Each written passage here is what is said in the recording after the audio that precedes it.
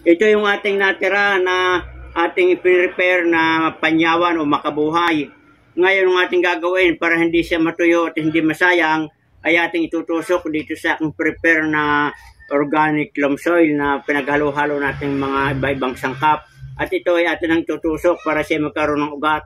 At pag ito nagka-ugat ay tawag na DNA seedling. Ito mga kabayan.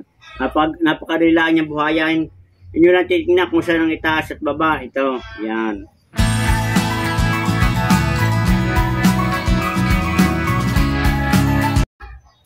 Para malaman nyo ang itaas at baba yung puno, ito, tingnan nyo yung takbo noon. Pag pataas yung pinakabukol niyan, ibig sabihin nyo ng itaas. Yan, itinit nyo, itutusok pa ganyan. Narew, tinit, may ugat ng kaunti.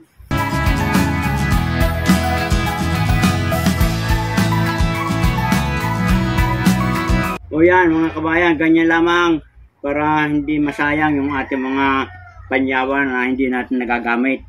At yan idadami pa dahil siya magkakaroon ng ugat, magkakaroon ng dahon. At di marami na kayong patubo nito. O yan mga kabayan, ang ating gagawin dito, ating ilalagay sa shaded part at ating didiligin sa umaga at saka sa hapon para ito hindi siya matuyo. Mga kabayan, pagkatapos nating maitanim itong ating mga cutting ng ating makabuhay ay atin madidiligin para siya ay hindi ma-stress. At pagkatapos nating madiligan, ilalagay natin sa adlong. At ito ay makakaasa kayo na wala pang isang buwan, may mga suloy na yung makikita ninyo. So ganyan lamang ang ating pamaraan ng pagtatanim ng ating makabuhay. Para tayo laging may magagamit sa oras natin kailanganin sa ating pangangailangan.